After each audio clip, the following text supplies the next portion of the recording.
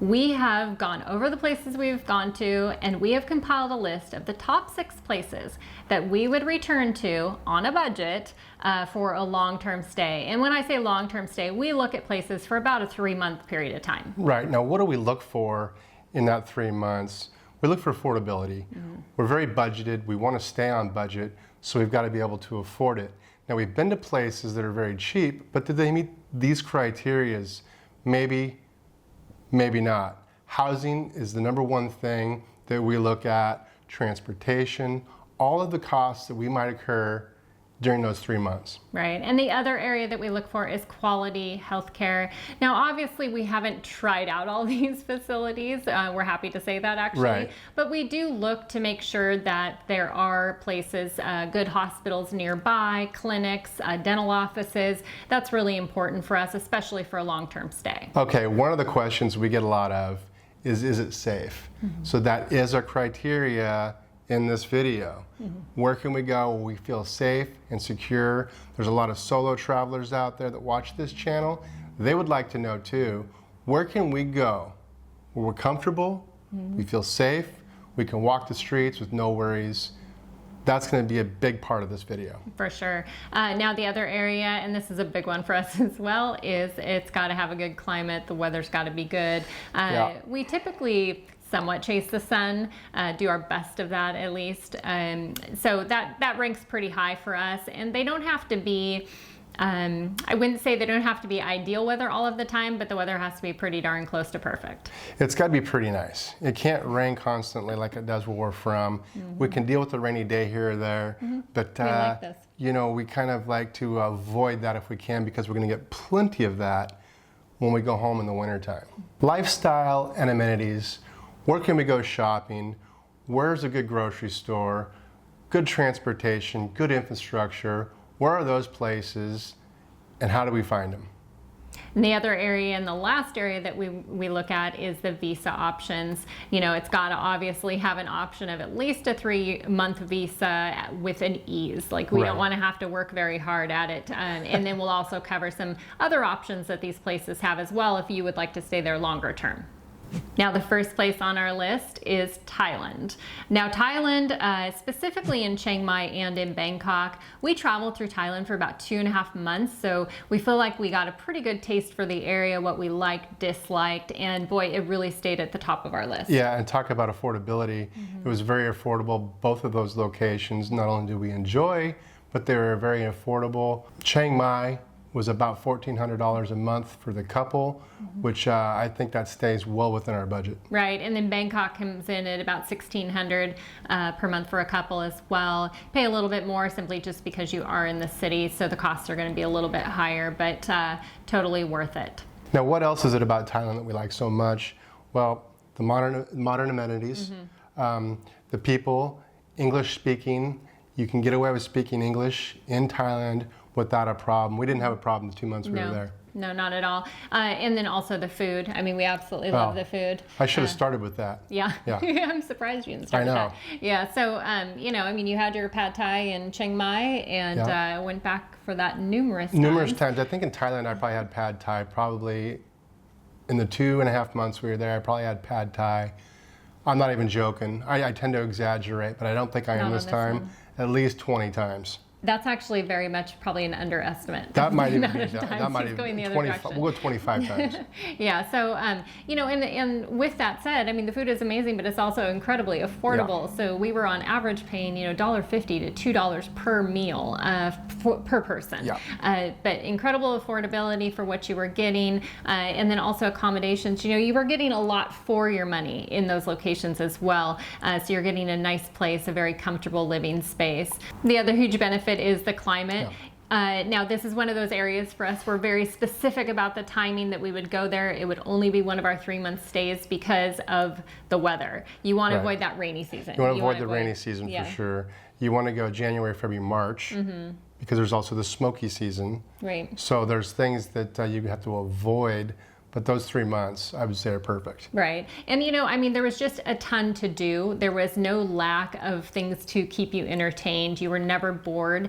There was always a street market going on. There was always some kind of event that you could go to, a lot of different sites to go see and explore. So there was never a time, which we've had that in other places, where we would be sitting at home at night and like, what do you want to go do? And there maybe wasn't anything that we wanted to do. Most definitely. We spent, 8 days in Bangkok. Well, you could probably spend 8 months in Bangkok and still find things to do. So I think Bangkok might even be higher on my list than Chiang Mai.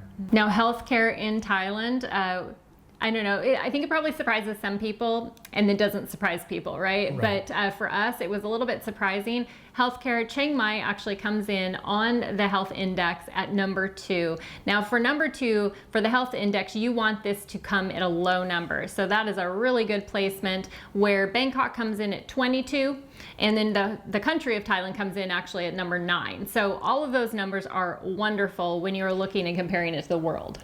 Now this is all great, but is it safe? Because that is a very, very important criteria. Thailand comes in at 62 on that index, but on the safety index, the higher the better. And 62 is pretty high. It is very safe. We never had a problem. We were actually out at night. And that's saying a lot for us, to be out at night, and we didn't have any problems. We felt safe, we felt secure the entire time. Now, what are the visa options when you're traveling to Thailand? They have a few available. The first one is your tourist visa. Now that gives you 60 days on arrival, and then you can apply for an additional 30 days after you are already in the country. Right, they also have a non-immigrant O visa, which means you can stay up for a year with minimum requirements, but you cannot work while you're within the country. Now they also have a retirement visa if you're interested in that. That one is actually good up to 10 years. It does have more requirements as far as you need to have a sum of money in a bank, show proof of health insurance, and things like that. So might have a little bit more to it. But if you want to stay long term, that would be a good option. And Thailand is obviously very popular for that option, so it can be done relatively easy. Okay, coming in at number 2, might surprise some people, but it's Turkey. Turkey is very affordable. We spent about 3.5 months total in Turkey within the last 6 months or so. So we feel like we know it very well. We stayed in Istanbul, we were in Cappadocia, in Antalya, in Fethiye.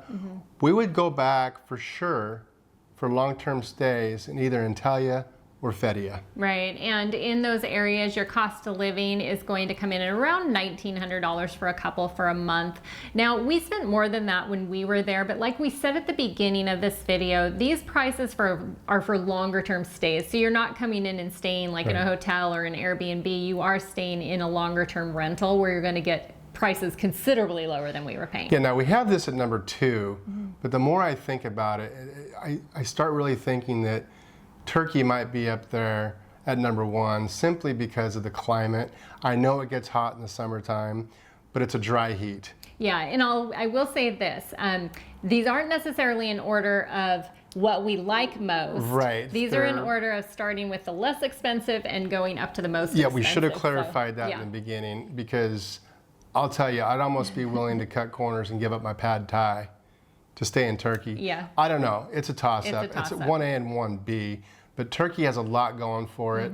The rich culture, the history, just everything about it really appealed to us. Well, and I think that one of the just key reasons that it appealed so much to us was once again, like Thailand, when you go to a place that is very affordable to live in, you get to enjoy life. You're enjoying everything that's around you. You're not having to watch so much every penny that you're spending. Right. We were out and eating the food, drinking the drinks, going and doing any excursions we were interested in doing. And you can really kind of take that all in without having to worry so much. Right. In Turkey, it's a little bit more. So we did kind of have to pay attention a little bit, but it just felt like home to me. It did. Now, the other thing that was very appealing there was the change of landscape. You could be in the city, and obviously you've just kind of got the city, but you got some hills there in Istanbul and stuff. But in the Antalya area, what was beautiful, and in Fethiye, was all the mountains around. Yes, yeah, it was beautiful. Very big mountains, and from where we're from, that's something that we definitely look for in a place, is just seeing the change in landscape, not the flat. Okay, now we mentioned the climate and that dry heat. Wouldn't go in the summertime. No. Now, we are going to have to go back to Intelia here next week to get a tooth done. And it's going to be about 100 and some degrees. So we're not looking forward to that heat, but we are looking forward to those cold beers they have for about $2. Yeah, $3. going forward, if we were to return, we would do like we did. You can really just skirt that. Just don't go in the summer. All the other seasons would be a great time to be there, and you're not going to have the crowds either. Okay, healthcare. How's the healthcare in Turkey? You might be surprised to know that it comes in at 25. That's not too bad. No, it's not too bad at all. You know, and we felt like, because I did go have my dental work there. It's absolutely impressive, their clinics and facilities. We know people that have had medical checkups done there as well, and they were very impressed with that as well. So I would say that I would totally trust if we needed to use those services. Yes, if you need hair plugs. They're known for their hair plugs. You can get hair plugs done there. There's nothing wrong with that either. There's nothing wrong with that. Now, the safety index was 59, so once again, that was okay. Still staying in that range that we felt comfortable. We never felt any issues while we were in Turkey. You know, we felt very comfortable once again walking at night and daytime and whenever. You know, every person that we came in contact with, usually a waiter or a bartender, our host, our accommodations, which included the front desk people, all extremely friendly. We had no safety concerns at all in Turkey. Now, what are your visa options when you travel to Turkey? There are a couple different options. Now, for the first one, it's really going to vary on your passport. For a U.S. passport, we get 90 days out of every 180, and they actually just recently changed the rules to where we don't have to apply for a visa. That's just not even on arrival. You just get it. You just show up. And you get stamped in. Just make sure you stamp out within that 90 days. Now, you can also apply for a temporary residency visa. You have to do that within the first month of arrival, and if you qualify, you get 1 year. Coming in at number 3 is Romania, and specifically Brajov. We spent 2.5 months traveling through Romania, absolutely fell in love with this country and just how beautiful it was and how kind the people were, and we can absolutely see ourselves going back. Yeah, definitely going back. And Brajov is a city that, again, it's not just about the old town. It's about the outskirts. It's about the shopping, the grocery stores, the movie theater we went to. Yeah. It's everything included. Very modern. All those amenities that you need to have if you're going to stay long term. Now, the cost of living in Brajov comes in at $1,900 for a couple, so the same as the last one that we just went over. Very affordable. We had, you know, you're going to find a pretty nice place for that price range, but like Brian was mentioning, you're also going to get a lot of those modern amenities that you might want to have while you're living in a place long term. The really nice grocery stores and stuff like that you want to go to the movie theater and things. So we just really truly enjoyed our time there. There was a lot of reasons behind that. The people being absolutely so kind, the food being absolutely wonderful. Yeah, you've got the climate too. Now, this is an interesting one because it is kind of a winter destination as well. So if you're into those winter sports or you're into that cold climate, go in the wintertime. If you don't want that, go in the summertime because it's beautiful in the summertime as well. Yeah, which is a major bonus because this is a place that we could travel to year round depending. We chase the sun, so we probably wouldn't be there in the winter, but I would imagine it's absolutely beautiful. I will say this, we do chase the sun,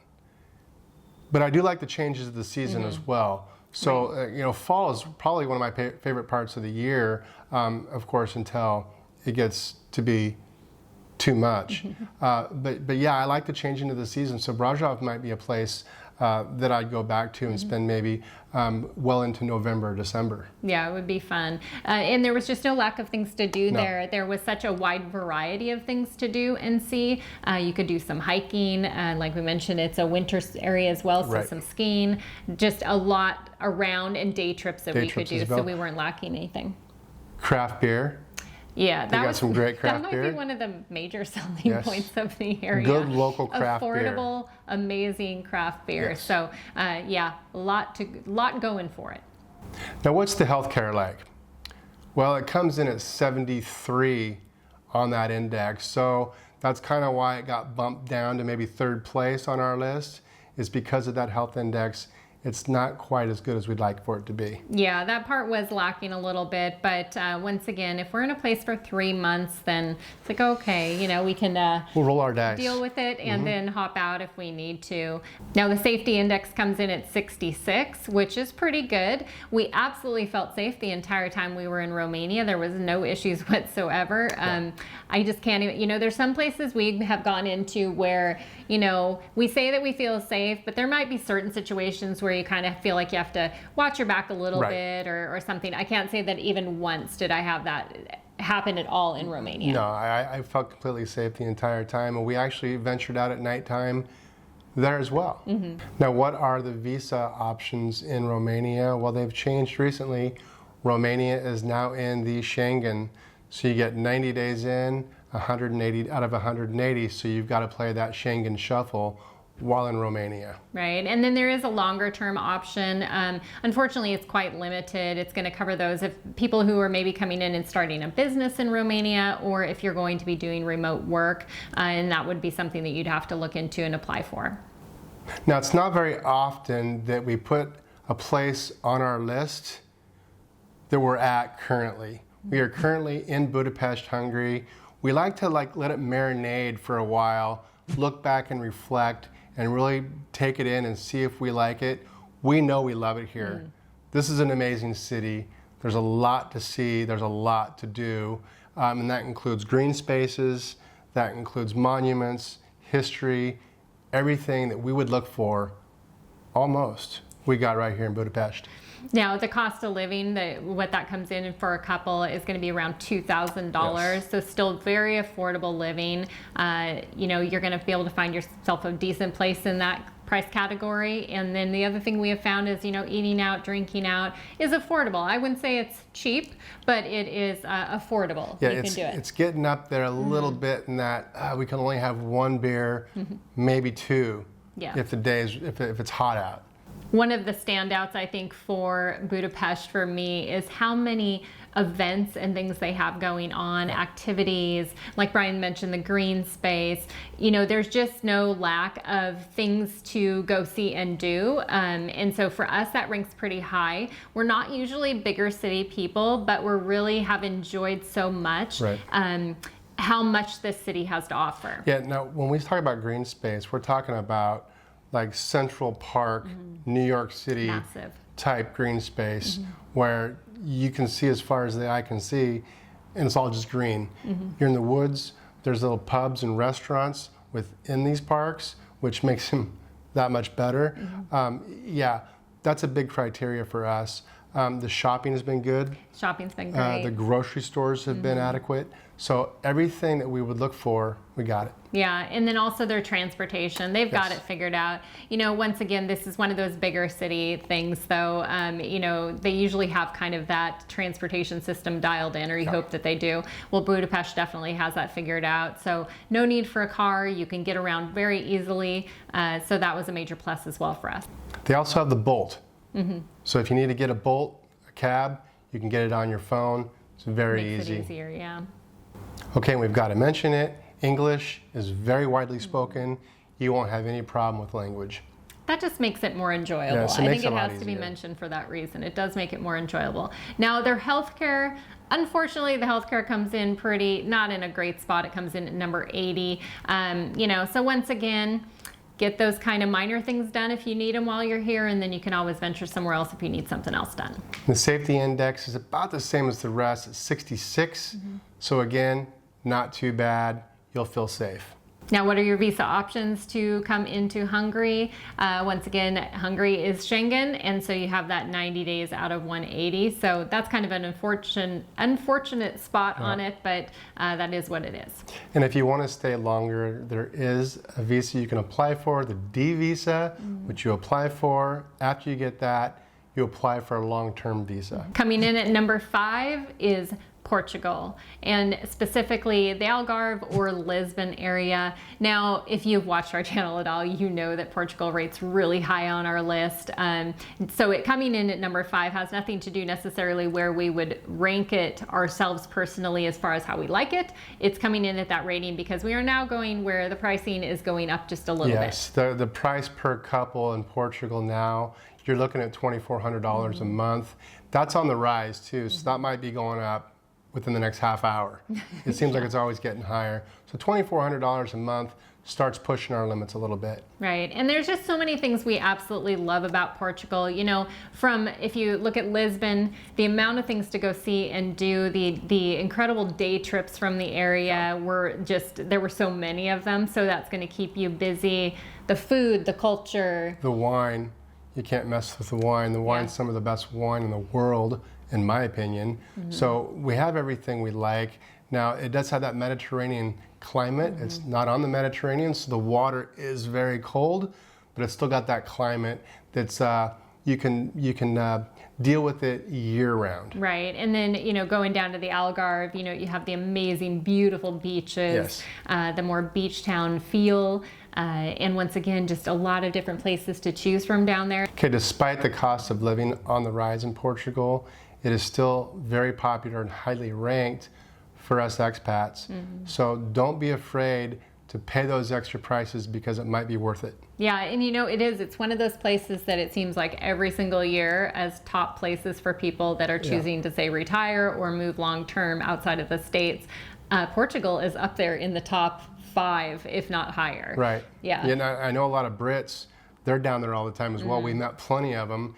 Boy, they're a good time. We like the Brits. They're a lot of fun. They like to drink their beer too, so that's cool.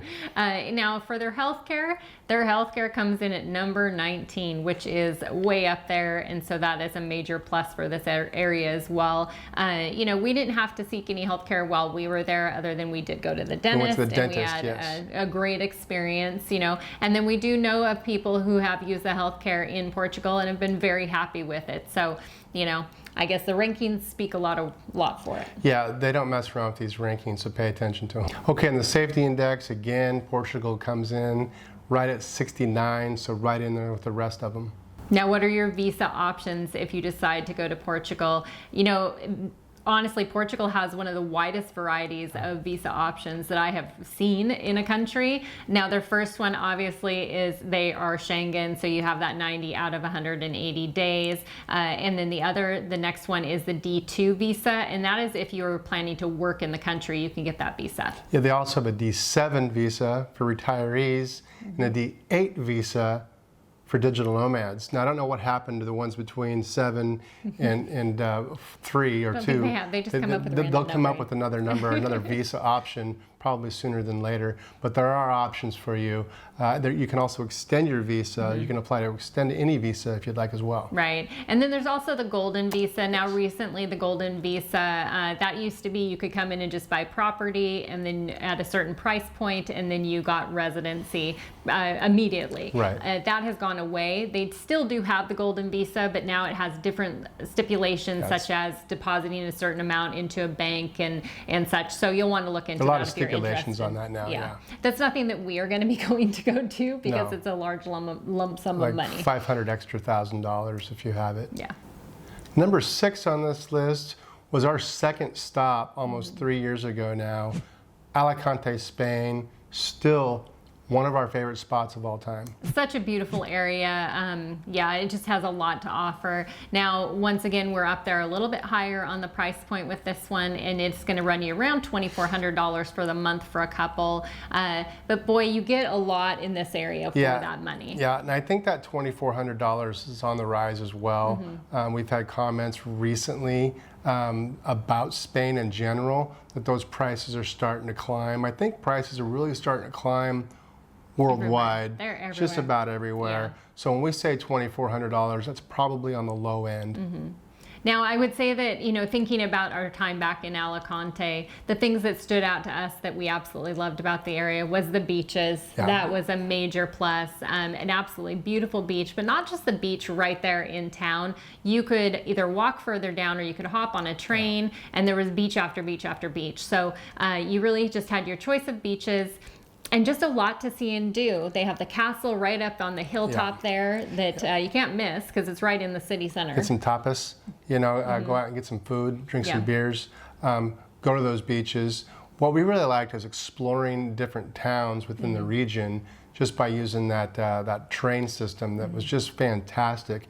We were very, very green at the time on using public transportation like this in Europe, and they even made it easy for us. Yeah. It was great. And another thing that I think that Spain really has figured out is their markets, their farmer-style markets. Yes. And where we were staying at the time in Alicante was actually just almost directly across the street from the main market, the central market.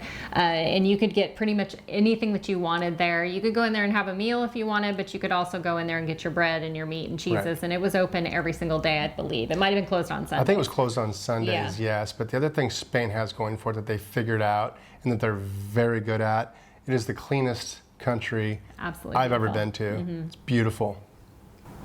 Now, healthcare in Spain, they come in at number 7 on that health index, which is very impressive.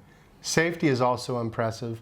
There is a large police presence that we notice just about everywhere, which is a good thing because it's very, very safe.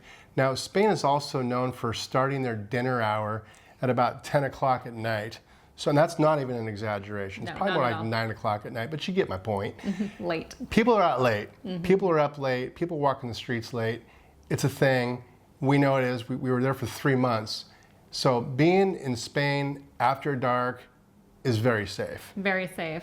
Okay, so now what are your visa options when you travel to Spain? You know, once again, it is on the Schengen, so you have that 90-80. A non-lucrative residence visa would be your next option. And what you need to do with that is you just need to show how much money you have that will sustain you for the time that you were there. Right, and then they also have the golden visa as well, same as what Portugal's kind of used to be. You can purchase property for a set price that they have decided, nothing below that. And I believe when I was looking, it was still at 500,000 euros. So it's still a lump sum of money, but that might be a great option if you are looking to purchase property somewhere and then you get your visa or you get your residency right away. So one of the fun things for us is, as we've traveled to as many places as we have traveled to, is to be able to really look back at those places and talk about where we want to go back to, because we do know there will come a point where we decide to kind of maybe slow down a little bit and spend a longer stretch of time in one location. So it's fun to find those places that do check the boxes. Yeah, it really is. When we started this whole thing, the idea was to find that spot where we wanted to retire. Now that's shifted a little bit. Now we're enjoying doing what we're doing. We're enjoying the slow travel. So we don't think we'll retire in any one spot for any more than 3 months. But we are still looking for that spot to go to for 3 months at a time where we can just stop. Add to this list. So yeah, because coming up here after we travel home for a visit, we are going to be heading to Mexico, and we have high hopes that Mexico might also be added to this list eventually. So, all right, well, we hope that this will help you if you are looking for a long-term place to stay in the future, and we will catch you next time. Cheers.